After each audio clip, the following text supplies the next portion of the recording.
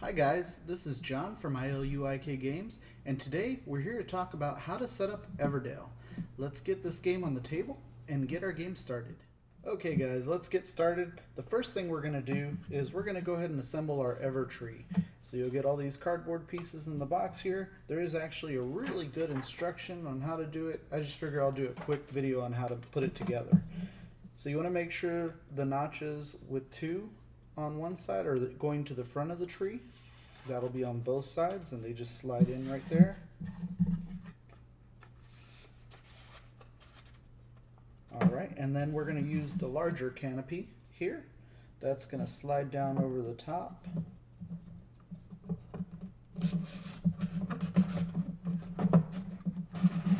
There we go. And then the last piece, the smaller canopy. What you're going to do is you're going to slide this on at an angle so it goes over this ridge right here, and then you're going to straighten it out, and that will slide onto these final branches here, and there you go. You've got an Ever tree and you're ready to start assembling the board. The next part of the setup is going to be our resources. So you're going to take your twigs and we're going to place them over here in this area. Next, we're going to take our resin and we are going to set those up next to the twigs. Here's our beautiful resin pieces. Let's go ahead and put those here. And right next to the resin, we are going to go ahead and place the pebbles. Now I'm not placing all the pieces, I'm just putting them enough so you can see where they go on the board.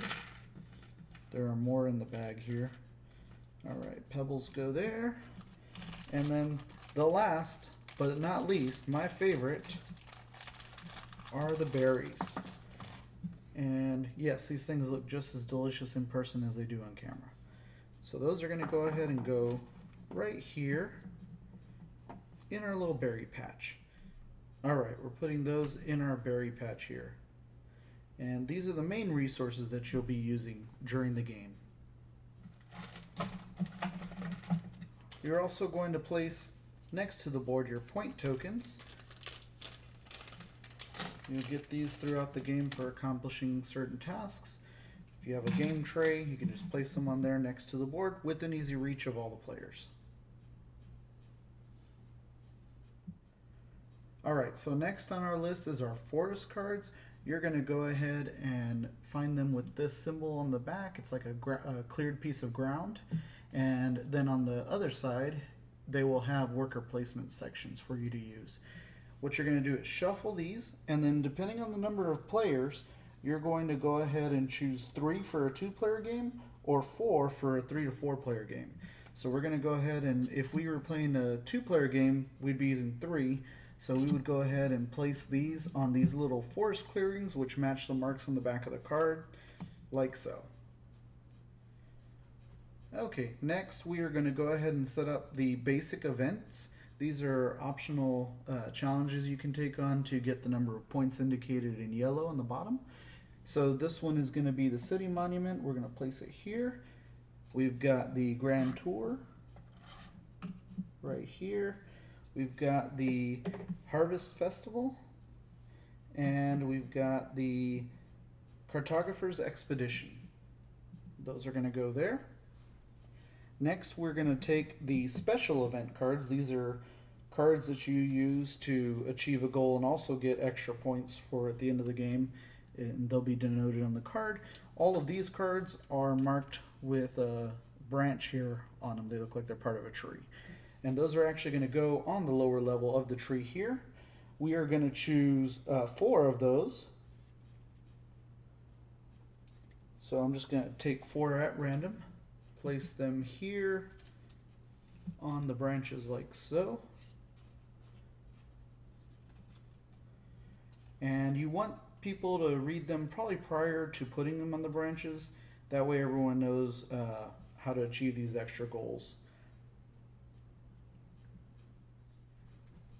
Okay, next we're going to go on to the main deck of cards here. Each of them will have that same backing. We're going to shuffle those, and then after you shuffle, you're going to deal out 8. And we're going to place those along the meadow here. These are community cards. They're available for anyone to draft or anyone to pay the resources available from the board on their turn. And you're going to place them here in the section of the board labeled the meadow. The rest of the deck will go inside the hollow of the tree here. And you'll be drawing from those during the course of the game. Okay, next each player is going to choose a critter or a worker. They'll have different colors, so in this case red. I'll be a squirrel here. So you will get 2 that you keep in your hand, and then the rest you're going to line up with what's shown on the Evertree. So 1 for spring, 1 for summer, and 2 will go under autumn. Each player will do this, so you'll have each player's characters appear on the tree as you go. And so what will happen is, as each round ends, you'll gain that worker to be utilized.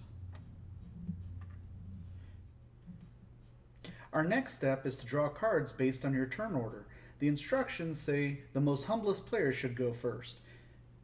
You're going to draw 5 cards if you are the first player, 6 cards if you're the second player, 7 cards if you're the third player, and you guessed it, 8 cards if you're the fourth player. These are going to be your starting hand.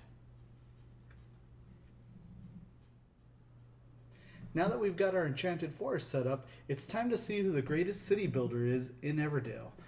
I hope you've enjoyed this how-to video. Please visit us on Instagram. Follow us for pictures of gaming. Also on our YouTube channel, if you can give us a like, a comment, or subscribe, that'd be great. That's all for today. Goodbye.